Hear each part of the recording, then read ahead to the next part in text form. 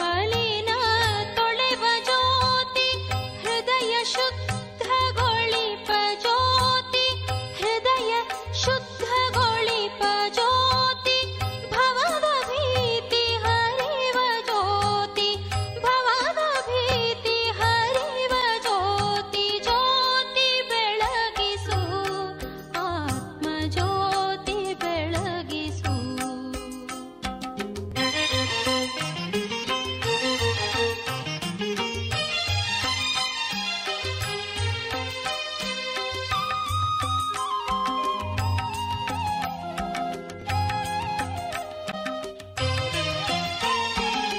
ಜ್ಞಾನವೆಂಬ ರತ್ನ ಜ್ಯೋತಿ ಅಜ್ಞಾನವ ತೊಡೆವ ಜ್ಯೋತಿ ಪಂಚವಿಕಾರ ಸುಡುವ ಜ್ಯೋತಿ ಆತ್ಮದೀಪ್ತಿಗೊಳಿಪ ಜ್ಯೋತಿ ಜ್ಯೋತಿ ಬೆಳಗಿಸು ಆತ್ಮ ಜ್ಯೋತಿ ಬೆಳಗಿಸು.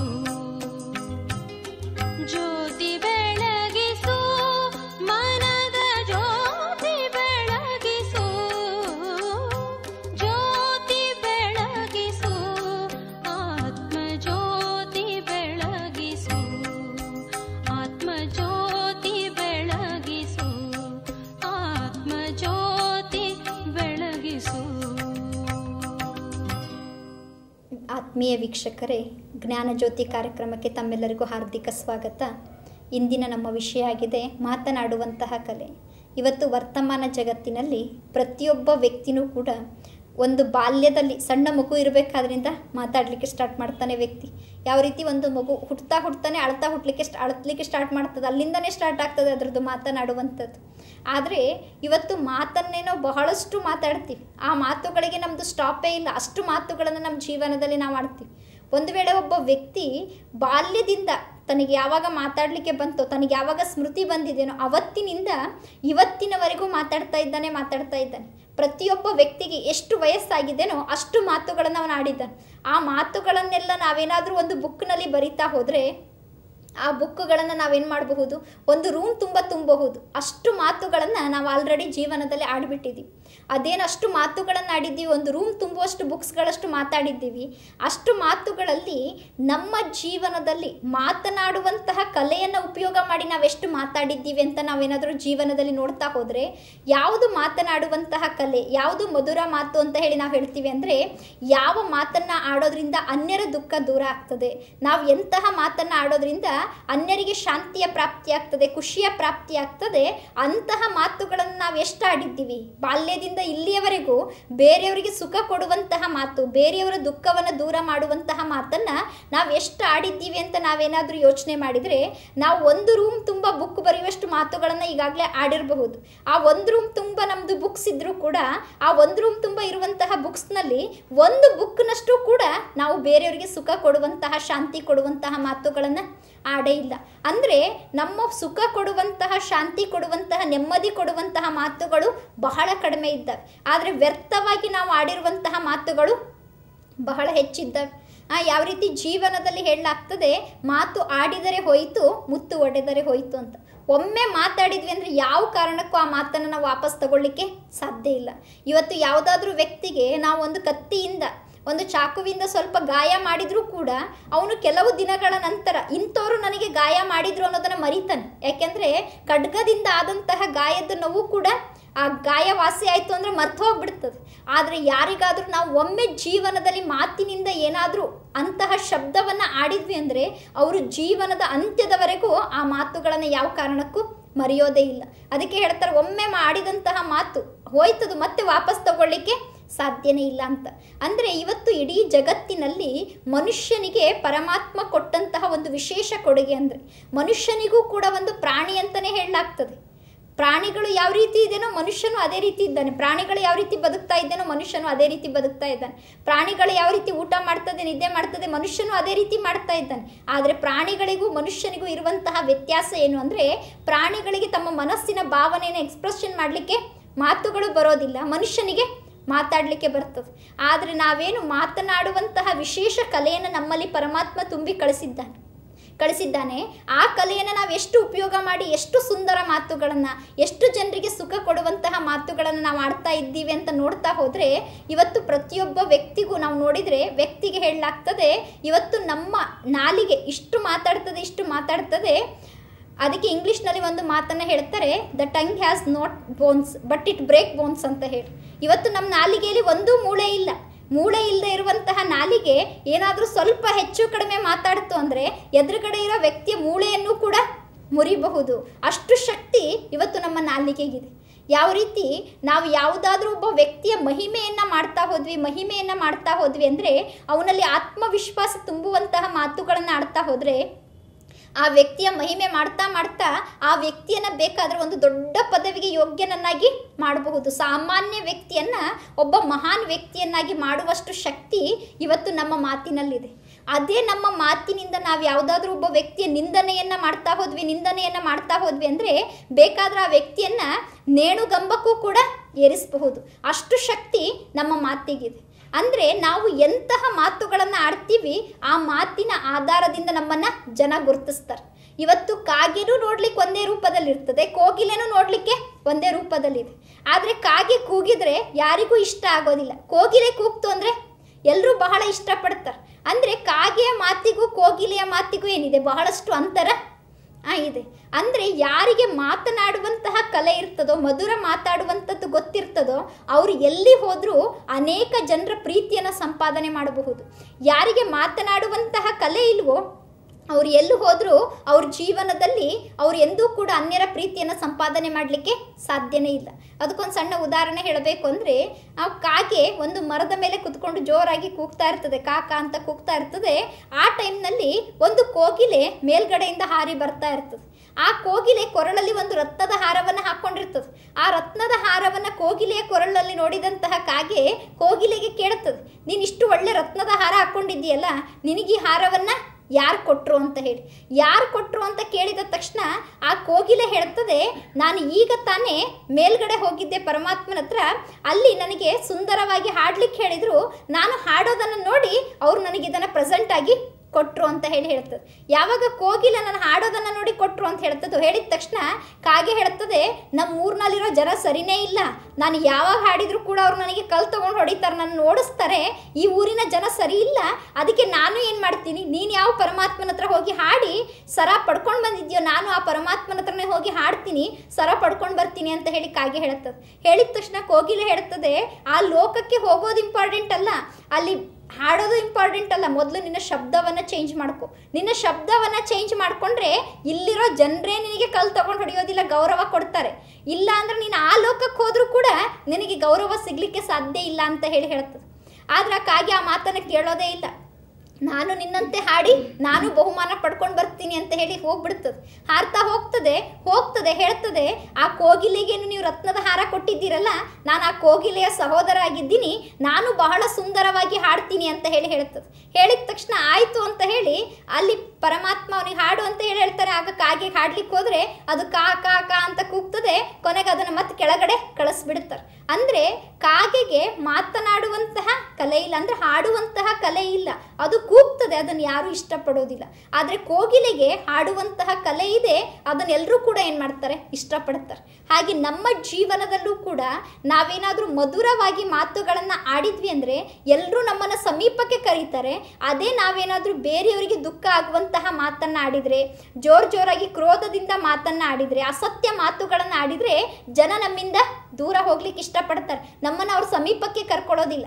ಅಂದರೆ ಇವತ್ತು ಎಷ್ಟೋ ಜನ ಏನು ಮಾಡ್ತಾರೆ ಅಂದರೆ ಮಧುರ ಮಾತುಗಳನ್ನು ಆಡ್ತೀವಿ ಅಂತ ಹೇಳಿ ಒಳಗಡೆ ಒಂದು ಹೊರಗಡೆ ಒಂದು ಮಾಡ್ತಾರೆ. ಹೊರಗಡೆಯಿಂದ ನೋಡಲಿಕ್ಕೆ ಬಹಳ ಮಧುರವಾಗಿಯೇ ಮಾತಾಡ್ತಿರ್ತಾರೆ, ಆದರೆ ಒಳಗಡೆ ಸಂಪೂರ್ಣ ಅಸತ್ಯವನ್ನು ಇಟ್ಕೊಂಡು, ಒಳಗಡೆ ಬೇರೆನೇ ವಿಚಾರ ಇಟ್ಕೊಂಡು ತೋರಿಕೆಗೋಸ್ಕರ ಮಧುರ ಮಾತುಗಳನ್ನು ಆಡ್ತಿರ್ತಾರೆ. ತೋರಿಕೆಗೋಸ್ಕರ ಮಧುರ ಮಾತುಗಳನ್ನು ಆಡಿ ಒಳಗಡೆ ಮನಸ್ಸಿನಲ್ಲಿ ಬೇರೆನೇ ವಿಚಾರ ಇಟ್ಕೊಂಡ್ರು ಅಂದರೆ ಅವ್ರನ್ನ ಸದಾ ಕಾಲಕ್ಕೂ ಜನ ಮೆಚ್ಚೋದಿಲ್ಲ. ಸ್ವಲ್ಪ ದಿನ ಅವ್ರ ಮಧುರ ಮಾತುಗಳನ್ನು ಕೇಳಿ ಜನ ಆಕರ್ಷಿತರಾಗಬಹುದು, ಆದರೆ ಒಂದಲ್ಲ ಒಂದು ದಿನ ಅವ್ರ ಮನಸ್ಸಿನಲ್ಲಿರೋ ವಾಸ್ತವಿಕ ವಿಚಾರ ಯಾವಾಗ ಜನರಿಗೆ ಗೊತ್ತಾಗ್ತದೋ, ಗೊತ್ತಾದ ತಕ್ಷಣ ಆ ವ್ಯಕ್ತಿಗಳನ್ನು ತಮ್ಮಿಂದ ದೂರ ಸರಿಸಲಿಕ್ಕೆ ಜನ ಇಷ್ಟಪಡ್ತಾರೆ. ಅಂದರೆ ಯಾರಿಗೆ ಒಳಗೊಂದು ಹೊರಗೊಂದು ಇಟ್ಕೊಂಡು ಹೊರಗಡೆ ಮಧುರ ಮಾತಾಡ್ತಾರೋ ಅಂತಹ ಮಾತುಗಳನ್ನು ಜನ ಇಷ್ಟಪಡೋದಿಲ್ಲ. ಇನ್ನು ಕೆಲವರು ಸತ್ಯವನ್ನೇ ಮಾತಾಡ್ತಾ ಇರ್ತಾರೆ, ಅವ್ರು ಅಸತ್ಯ ಮಾತಾಡೋದಿಲ್ಲ. ಹಾಗಂತ ಹೇಳಿ ಸತ್ಯ ಮಾತಾಡ್ತೀನಿ ಅಂತ ಹೇಳಿ ಬಹಳ ಜೋರಾಗಿ ಬೇರೆಯವರಿಗೆ ನೋವಾಗುವಂತೆ ಕಟುವಚನಗಳಿಂದ ಸತ್ಯವನ್ನು ಮಾತಾಡ್ತಾ ಇರ್ತಾರೆ. ಅವರು ಒಬ್ಬರು ತಪ್ಪು ಮಾಡಿದ್ದಾರೆ, ಅವ್ರದ್ದು ತಪ್ಪಂತೂ ಸರಿ, ಆದರೆ ನಂದು ಸರಿ ಇದೆ, ನನ್ನ ಹತ್ರ ಸತ್ಯತೆ ಇದೆ ಅಂತ ನಾನೇನಾದರೂ ಜೋರಾಗಿ ಸಿಟ್ಟು ಮಾಡಿ ಕ್ರೋಧ ಮಾಡಿ ಕಟುವಚನದಿಂದ ನಾನೇನಾದರೂ ಮಾತಾಡಿದೆ ಅಂದರೆ ಅದನ್ನೂ ಕೂಡ ಜನ ಏನು ಮಾಡೋದಿಲ್ಲ, ಇಷ್ಟಪಡೋದಿಲ್ಲ. ಅದಕ್ಕೋಸ್ಕರ ಮಧುರ ಮಾತು ಅಂತ ಯಾವುದಕ್ಕೆ ಕರೀತಾರೆ ಅಂದರೆ ಒಳಗಡೆನೂ ಸ್ವಚ್ಛತೆ ಇರಬೇಕು, ಒಳಗೊಂದು ಹೊರಗೊಂದು ಇರಬಾರ್ದು, ಕ್ರೋಧ ಅಥವಾ ಆವೇಶದಲ್ಲಿ ಬಂದು ಮಾತಾಡಬಾರ್ದು. ಆಡುವಂತಹ ಮಾತನ್ನೇ ಮಧುರವಾಗಿ ಪ್ರೀತಿಯಿಂದ ಬೇರೆಯವರಿಗೆ ಇಷ್ಟ ಆಗೋ ಹಾಗೆ ನಾವು ಮಾತುಗಳನ್ನು ಆಡಿದರೆ ಎಲ್ಲರೂ ನಮ್ಮನ್ನು ತಮ್ಮ ಸಮೀಪದಲ್ಲಿ ಇಟ್ಕೊಳ್ಳಿಕ್ಕೆ ಇಷ್ಟಪಡ್ತಾ ಇರ್ತಾರೆ. ಅಂದರೆ ಯಾವಾಗ ವ್ಯಕ್ತಿಯನ್ನು ಮನುಷ್ಯರು ಇಷ್ಟಪಡ್ತಾರೆ, ಯಾವಾಗ ಇಷ್ಟಪಡೋದಿಲ್ಲ ಅಂದರೆ ಒಬ್ಬ ಭಿಕ್ಷುಕ ಬೆಳಗ್ಗೆ ಅವನು ಭಿಕ್ಷೆ ಬೇಡ್ತಾ ಹೋಗ್ತಾ ಇರ್ತಾನೆ. ಭಿಕ್ಷೆ ಬೇಡ್ತಾ ಹೋಗ್ಬೇಕಾದ್ರೆ ಅವನಿಗೆ ಯಾರ್ದೋ ಒಂದು ಮನೆಯಲ್ಲಿ ಒಂದು ರೊಟ್ಟಿ ಕೊಡ್ತಾರೆ. ಆಗ ತಾನೇ ಅವ್ರು ರೊಟ್ಟಿ ಮಾಡ್ತಾ ಇರ್ತಾರೆ, ಇವನು ಹೋಗಿ ಬೇಡಿದ ತಕ್ಷಣ ಅವ್ರು ಒಂದು ರೊಟ್ಟಿ ಕೊಡ್ತಾರೆ. ರೊಟ್ಟಿ ಕೊಟ್ಟು ಕಳಿಸ್ತಾರೆ, ಇವನು ರೊಟ್ಟಿ ತಿನ್ಬೇಕು ಅನ್ಕೊಳ್ತಾನೆ. ರೊಟ್ಟಿ ಜೊತೆಗೆ ಅವನಿಗೇನು ಪಲ್ಯ ಇರೋದಿಲ್ಲ, ಏನೂ ಇರೋದಿಲ್ಲ. ಅವನು ವಿಚಾರ ಮಾಡ್ತಾನೆ ಈ ರೊಟ್ಟಿ ಹೇಗೆ ತಿನ್ನೋದು. ಅವನು ಆ ರೊಟ್ಟಿ ಹಿಡ್ಕೊಂಡು ಮುಂದೆ ಬರ್ತಾ ಇರ್ತಾನೆ, ಅಲ್ಲೊಂದು ಬೆಲ್ಲದ ಅಂಗಡಿ ಅವನಿಗೆ ಕಾಣಿಸ್ತದೆ. ವಿಚಾರ ಬರ್ತದೆ, ಈ ಅಂಗಡಿಗೆ ಹೋಗಿ ಸ್ವಲ್ಪ ಬೆಲ್ಲ ಇಸ್ಕೊಂಡ್ರೆ ಬೆಲ್ಲ ಮತ್ತು ರೊಟ್ಟಿಯನ್ನು ನಾನು ತಿನ್ನಬಹುದು ಅಂತ ಹೇಳಿ ಅವನ ಆ ಬೆಲ್ಲದ ಅಂಗಡಿ ಮುಂದೆ ಬರ್ತಾನೆ. ಆ ಬೆಲ್ಲದ ಅಂಗಡಿ ಮುಂದೆ ಬಂದು ಬೆಲ್ಲದ ಮಾಲೀಕನಿಗೆ ಹೇಳ್ತಾನೆ, ನನಗೆ ಬೆಳಗ್ಗೆ ಯಾರೋ ಒಬ್ಬರು ರೊಟ್ಟಿಯನ್ನು ದಾನ ಮಾಡಿದ್ದಾರೆ, ನೀನು ಸ್ವಲ್ಪ ಬೆಲ್ಲವನ್ನು ದಾನ ಮಾಡು, ನಾನು ರೊಟ್ಟಿ ಮತ್ತು ಬೆಲ್ಲ ಹಚ್ಕೊಂಡು ತಿಂದು ಮುಂದೆ ಹೋಗ್ತೀನಿ ಅಂತ ಹೇಳ್ತಾನೆ. ಹೇಳಿದ ತಕ್ಷಣ ಆ ಮಾಲೀಕ ಆಗ ತಾನೇ ಅಂಗಡಿ ಬಾಗಿಲು ತೆಗೆದಿರ್ತಾನೆ. ಬೆಳಗ್ಗೆ ಬಂದು ಒಬ್ಬ ಬಿಕಾರಿ ಬೆಲ್ಲವನ್ನು ಬೇಡೋದನ್ನು ನೋಡಿ ಆ ಅಂಗಡಿ ಮಾಲೀಕನಿಗೆ ಇಷ್ಟು ಸಿಟ್ಟು ಬಂದುಬಿಡ್ತದೆ. ಅವನು ಆವೇಶದಲ್ಲಿ ಬಂದು ಸಿಟ್ಟಿನಲ್ಲಿ ಬಂದು ಬೆಳಗ್ಗೆ ಬಂದು ಬೆಲ್ಲ ಕೇಳ್ತಾ ಇದೆಯಾ, ಇನ್ನು ವ್ಯಾಪಾರನೇ ಆಗಿಲ್ಲ, ಬಂದು ಬೆಳಗ್ಗೆ ಬೇಡ್ತಾ ಇದೆಯಾ ಅಂತ ಬಹಳ ಜೋರಾಗಿ ಬೈತಾನೆ.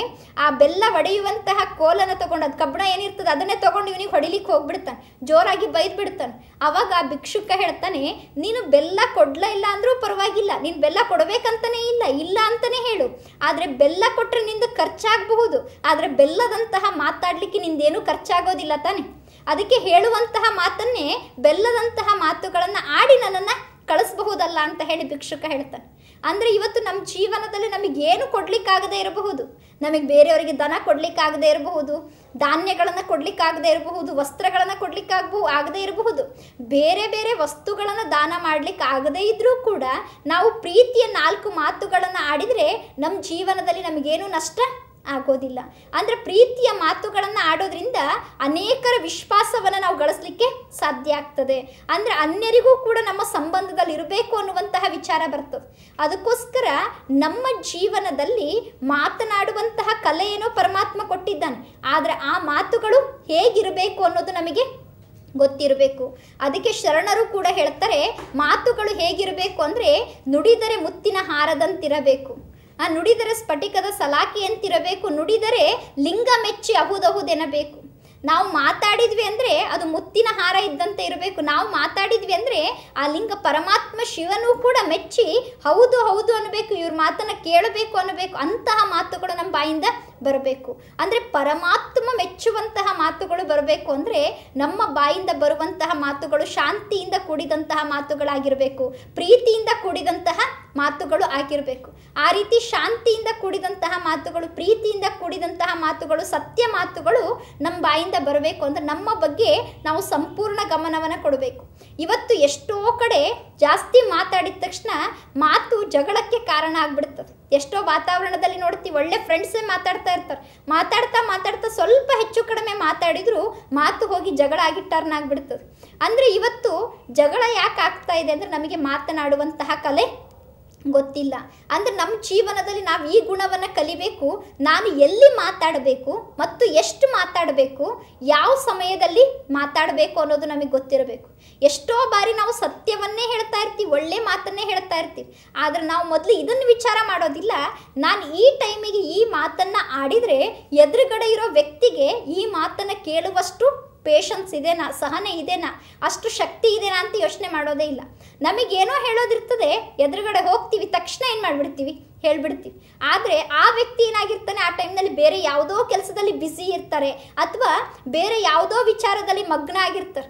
ಅವ್ರಿಗೆ ಆ ಟೈಮಿಗೆ ನಮ್ಮ ಮಾತು ಕೇಳುವಷ್ಟು ಸಹನೆನೇ ಇರೋದಿಲ್ಲ. ಅವಾಗ ಏನಾಗ್ತದೆ, ನೀವು ಒಳ್ಳೆ ಮಾತು ಹೇಳಿದರೂ ಕೂಡ ಅವರು ಅದಕ್ಕೆ ರಿಟರ್ನ್ ಆಗಿ ಸಿಟ್ಟು ಮಾಡಬಹುದು ಅಥವಾ ನಮ್ಮ ಮಾತನ್ನು ಅಸ್ವೀಕಾರ ಮಾಡಬಹುದು.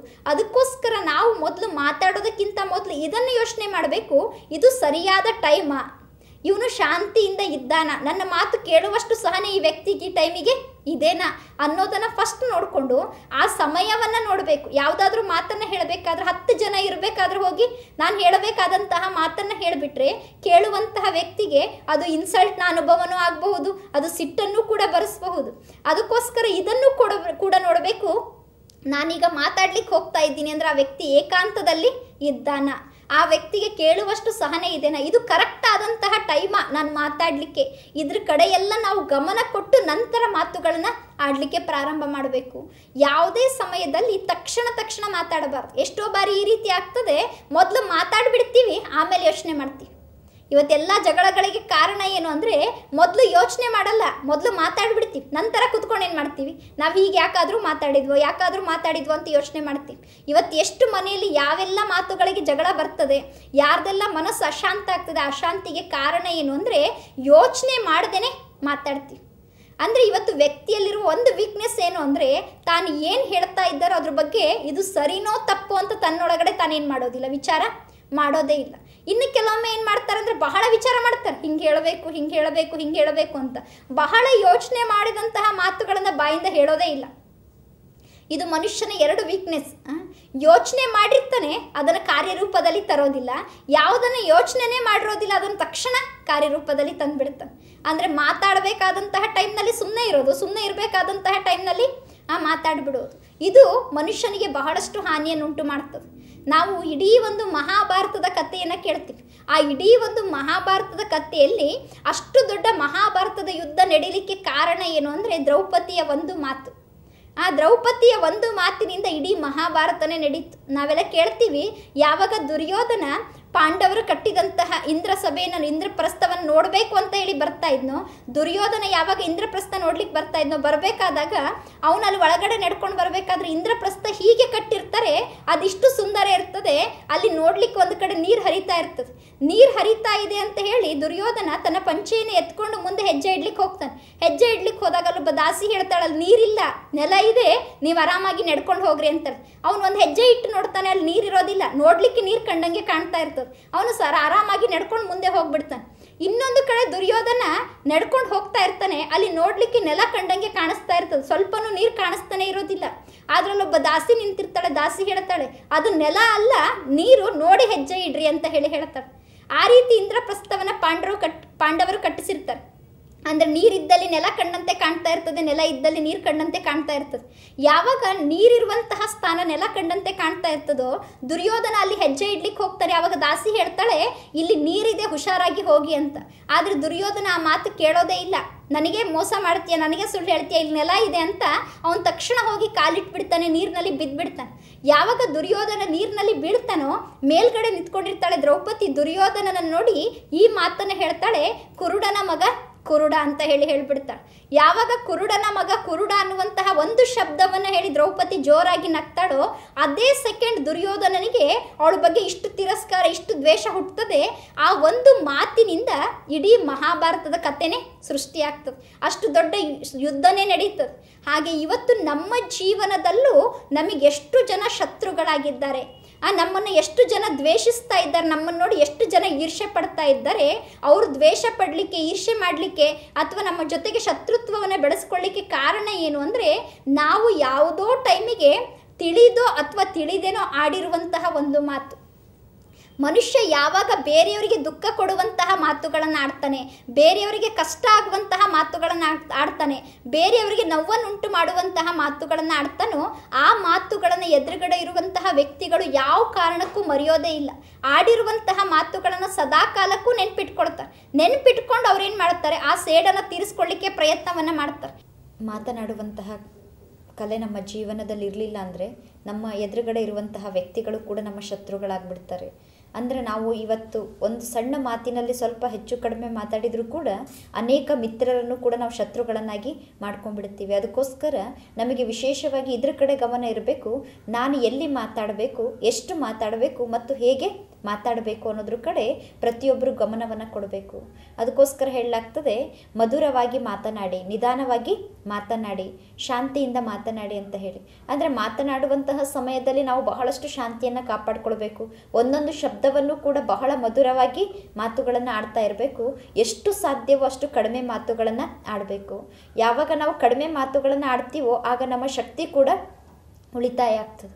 ಅದಕ್ಕೆ ಹೇಳಲಾಗ್ತದೆ, 1 ಗಂಟೆ ನಡೆಯೋದು ಒಂದೇ, 1 ಗಂಟೆ ಮಾತಾಡೋದು ಒಂದೇ. ಅಂದರೆ 1 ಗಂಟೆ ನಾವು ನಡೆದಾಗ ನಮ್ಮಲ್ಲಿ ಎಷ್ಟು ಶಕ್ತಿ ಕಡಿಮೆ ಆಗ್ತದೋ ಅಷ್ಟು 1 ಗಂಟೆ ನಾವು ಮಾತಾಡಿದರೂ ಕೂಡ ನಮ್ಮ ಜೀವನದಲ್ಲಿ ನಾವು ಅಷ್ಟೇ ಶಕ್ತಿಯನ್ನು ಕಳ್ಕೊಳ್ತೀವಿ. ಅಂದರೆ ಇವತ್ತು ನಾವು ಹೆಚ್ಚು ಮಾತನಾಡುವುದರಿಂದ ನಮ್ಮ ಆಂತರಿಕ ಶಕ್ತಿಯನ್ನು ನಾವು ಕಳ್ಕೊಂಡ್ಬಿಡ್ತೀವಿ. ಅದಕ್ಕೋಸ್ಕರ ಮಾತಾಡಬೇಕಾದ್ರೆ ನಾವು ವಿಶೇಷವಾಗಿ ಇದ್ರ ಕಡೆ ಗಮನ ಇಟ್ಕೊಳ್ಬೇಕು. ನಾನಿಷ್ಟು ಮಾತನಾಡುವಂತಹ ಅವಶ್ಯಕತೆ ಇದೆಯೋ ಅಥವಾ ಇಲ್ವೋ, ಎಷ್ಟು ಸಾಧ್ಯವೋ ಅಷ್ಟು ಕಡಿಮೆ ಮಾತುಗಳನ್ನು ಆಡುವಂತಹ ಅಭ್ಯಾಸವನ್ನು ಮಾಡಬೇಕು. ಅದಕ್ಕೆ ಹೇಳಲಾಗ್ತದೆ, ಮಾತು ಬೆಳ್ಳಿ, ಮೌನ ಬಂಗಾರ ಅಂತ ಹೇಳಿ. ಅಂದರೆ ಯಾರು ಶಾಂತಿಯಿಂದ ಇರುವಂತಹ ಅಭ್ಯಾಸವನ್ನು ಮಾಡ್ತಾರೆ, ಯಾರು ತಮ್ಮೊಂದಿಗೆ ತಾವು ಮಾತಾಡ್ಕೊಳ್ಳುವಂತಹ ಅಭ್ಯಾಸವನ್ನು ಮಾಡ್ತಾರೆ, ಅವ್ರು ಮಾತ್ರ ಮೌನವನ್ನು ಜೀವನದಲ್ಲಿ ಧಾರಣೆ ಮಾಡ್ಕೊಳ್ಳಿಕ್ಕೆ ಸಾಧ್ಯ. ಇವತ್ತು ವರ್ತಮಾನ ಜಗತ್ತಿನಲ್ಲಿ ಮನುಷ್ಯನ ಸ್ಥಿತಿ ಹೇಗಾಗಿದೆ ಅಂದರೆ, ಅವನಿಗೆ ಸದಾ ಕಾಲಕ್ಕೂ ಮಾತಾಡ್ತಾನೆ ಇರಬೇಕು. ಇಷ್ಟು ಮಾತನಾಡುವಂತಹ ಅಭ್ಯಾಸವನ್ನು ಮಾನವ ಮಾಡ್ಕೊಂಡಿದ್ದಾನೆ. ಅವನಿಗೆ ಒಂದು ದಿನ 1 ಗಂಟೆ ಕೂಡ ಶಾಂತಿಯಿಂದ ಇರಲಿಕ್ಕೆ ಆಗೋದಿಲ್ಲ. ಯಾರಾದರೂ ಒಬ್ಬರು ಬೇಕೇ ಬೇಕು ಮಾತಾಡಲಿಕ್ಕೆ. ಕೆಲವ್ರು ಏನು ಮಾಡ್ತಾರೆ, ಮನೆಯಲ್ಲಿ ಯಾರೂ ಮಾತಾಡಲಿಕ್ಕೆ ಸಿಗಲಿಲ್ಲ ಅಂದರೆ ಕೊನೆಗೆ ಫ್ರೆಂಡ್ಸ್ಗಳ ಮನೆಗೆ ಹೋಗ್ತಾರೆ, ಸಂಬಂಧಿಗಳ ಮನೆಗೆ ಹೋಗ್ತಾರೆ. ಅಂದರೆ ಮಾತಾಡಲಿಕ್ಕೋಸ್ಕರ ಜನರನ್ನ ಹುಡ್ಕೊಂಡು ಹೋಗ್ತಾರೆ. ಅಂದರೆ ಒಬ್ಬರೇ ಇರ್ಲಿಕ್ಕೆ ಅವರಿಗೆ ಆಗೋದಿಲ್ಲ. ಅಂದರೆ ಮಾತಾಡೋದನ್ನು ನಿಲ್ಲಿಸಿ ಶಾಂತಿಯಿಂದ ಇದ್ದಾಗ ಅವರಿಗೆ ಒಂಟಿತನದ ಫೀಲಿಂಗ್ ಆಗ್ತಾ ಇರ್ತದೆ. ಇನ್ನು ಎಷ್ಟೋ ಜನ ತಮ್ಮ ಜೊತೆಗೆ ಒಂದು ಮೊಬೈಲನ್ನು ಇಟ್ಕೊಂಡಿರ್ತಾರೆ, ಯಾವಾಗಲೂ ಮೊಬೈಲ್ನಲ್ಲಿ ಮಾತಾಡ್ತಾನೆ ಇರ್ತಾರೆ. ಅಂದರೆ ಮನುಷ್ಯನಿಗೆ ಎದುರುಗಡೆ ವ್ಯಕ್ತಿಗಳ ಜೊತೆಗೆ ಮಾತಾಡ್ತಾ ಇರಬೇಕು, ಇಲ್ಲ ಮೊಬೈಲ್ನಲ್ಲಾದರೂ ಮಾತಾಡ್ತಾ ಇರಬೇಕು. ಅಂದರೆ ಮಾತನಾಡುವಂಥದ್ದು ಇಷ್ಟು ಅಭ್ಯಾಸ ಆಗಿಬಿಟ್ಟಿದೆ. ಆದರೆ ಆ ರೀತಿ ಕಂಟಿನ್ಯೂಸ್ ಆಗಿ ಮಾತಾಡ್ತಾ ಹೋಗೋದ್ರಿಂದ ನಮ್ಮ ದೇಹದಲ್ಲಿ ಎಷ್ಟೋ ಶಕ್ತಿಯನ್ನು ನಾವು ಕಳ್ಕೊಳ್ತೀವಿ. ಅದಕ್ಕೋಸ್ಕರ ಎಷ್ಟು ಅವಶ್ಯಕತೆ ಇದೆಯೋ ಅಷ್ಟೇ ಮಾತನಾಡುವಂತಹ ಅಭ್ಯಾಸವನ್ನು ಮಾಡಬೇಕು. ಅಂದರೆ ಕೆಲವ್ರಿಗೆ ಏನಾಗ್ತದೆ, ಒಬ್ಬರೇ ಇದ್ದ ತಕ್ಷಣ ಬೋರ್ ಆಗ್ಲಿಕ್ಕೆ ಸ್ಟಾರ್ಟ್ ಆಗಿಬಿಡ್ತದೆ. ಹೆಂಗೆ ಟೈಮ್ ಪಾಸ್ ಮಾಡೋದು, ಟೈಮ್ ಪಾಸ್ ಮಾಡಲಿಕ್ಕೋಸ್ಕರ ನಾನು ಯಾರ್ದಾದ್ರ ಜೊತೆಗೆ ಮಾತಾಡಬೇಕು ಅಂತ ಹೇಳಿ ಹುಡುಕ್ತಾ ಇರ್ತಾರೆ. ಅಂದರೆ ನಮಗೆ ಇವತ್ತು ನಮ್ಮ ಜೊತೆಗೆ ನಮಗೆ ಮಾತಾಡ್ಕೊಳ್ಳಿಕ್ಕೆ ಬರ್ತಾ ಇಲ್ಲ. ನಮ್ಮ ಆಂತರ್ಯದಲ್ಲಿ ನಮ್ಮೊಂದಿಗೆ ನಮಗೆ ಮಾತಾಡ್ಕೊಳ್ಳಿಕ್ಕೆ ಬಂತು ಅಂದರೆ ನಾವು ಹೊರಗಡೆ ಜಗತ್ತಿನಲ್ಲಿ ಯಾವ ವ್ಯಕ್ತಿಗಳನ್ನು ಕೂಡ ಮಾತಾಡಲಿಕ್ಕೆ ಹುಡುಕೋದಿಲ್ಲ. ಮೊದಲು ನಮಗಿದು ಗೊತ್ತಾಗಬೇಕು, ಮನಸ್ಸಿನಲ್ಲಿ ಮಾತನಾಡುವಂತಹ ಅಭ್ಯಾಸವನ್ನು ನಾವು ಮಾಡ್ಕೊಳ್ಬೇಕು. ಅಂದರೆ ಮೆಡಿಟೇಷನ್ ಏನು ಕಲಿಸ್ಕೊಡ್ತದೆ ಅಂದರೆ, ನಮ್ಮ ಜೊತೆಗೆ ನಾವು ಯಾವ ರೀತಿ ಮಾತಾಡಬೇಕು, ಪರಮಾತ್ಮನ ಜೊತೆಗೆ ನಾವು ಹೇಗೆ ಮಾತಾಡಬೇಕು ಅನ್ನೋದನ್ನು ನಮಗೆ ರಾಜಯೋಗ ಕಲಿಸ್ಕೊಡ್ತದೆ. ಅಂದರೆ ಸ್ವಯಂನ ಜೊತೆಗೆ ಮಾತಾಡೋದ್ರಿಂದ, ಇನ್ನು ಪರಮಾತ್ಮನ ಜೊತೆಗೆ ಮಾತಾಡೋದ್ರಿಂದ ನಮ್ಮ ಸಮಯ ಮತ್ತು ಶಕ್ತಿ ವ್ಯರ್ಥವಾಗಿ ಹೋಗೋದಿಲ್ಲ. ಅದ್ರ ಬದಲು ಎಷ್ಟೆಷ್ಟು ನಮ್ಮ ಜೊತೆಗೆ ನಾವು ಮಾತಾಡ್ಕೊಳ್ತೀವಿ, ಎಷ್ಟೆಷ್ಟು ಪರಮಾತ್ಮನ ಜೊತೆಗೆ ಮಾತಾಡುವಂತಹ ಅಭ್ಯಾಸ ಮಾಡ್ತೀವಿ, ಅಷ್ಟು ನಮ್ಮೊಳಗಡೆ ಮತ್ತೆ ಶಕ್ತಿ ಪುನಃ ನಿರ್ಮಾಣ ಆಗ್ತದೆ. ಅದಕ್ಕೋಸ್ಕರ ನಮ್ಮ ಜೀವನದಲ್ಲಿ ನಾವು ವಿಶೇಷವಾಗಿ ಗಮನ ಕೊಡಬೇಕು.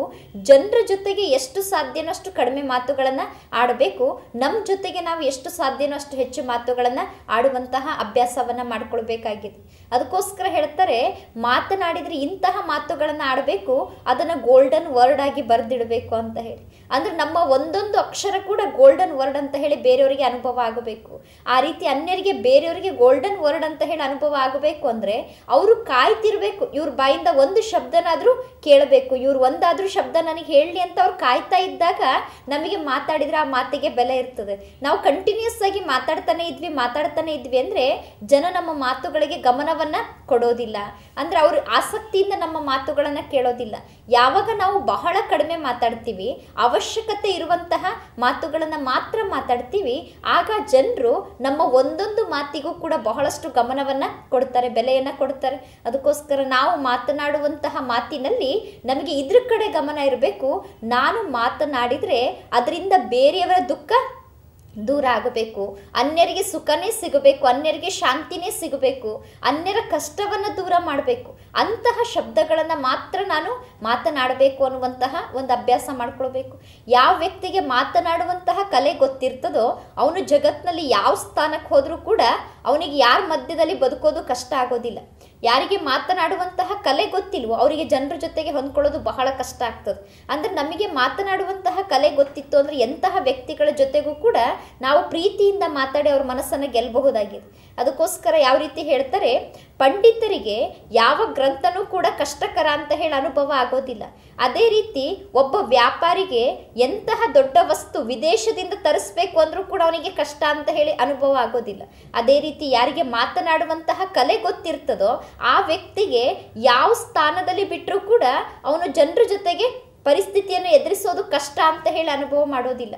ಅಂದರೆ ನಮಗೆ ಮಾತನಾಡಲಿಕ್ಕೆ ಬಂತು ಅಂದರೆ ನಾವು ಎಂತಹ ವ್ಯಕ್ತಿಗಳ ಮಧ್ಯದಲ್ಲೂ ಕೂಡ ನಾವು ಖುಷಿಯಿಂದ ಇರೋದನ್ನು ಅಭ್ಯಾಸ ಮಾಡಬಹುದು. ಅನ್ಯರಿಗೂ ನಾವು ಖುಷಿಯನ್ನು ಕೊಡುವಂತಹ ಮಾತುಗಳನ್ನು ಆಡಬಹುದು.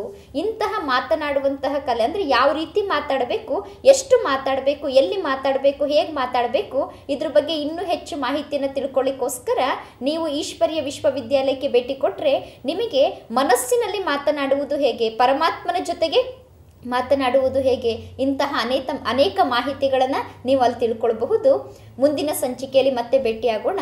ಓಂ ಶಾಂತಿ.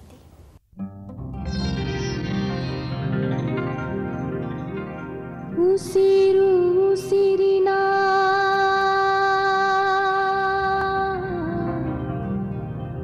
ಸೂತ್ರ ಸೂತ್ರಕ್ಕೆ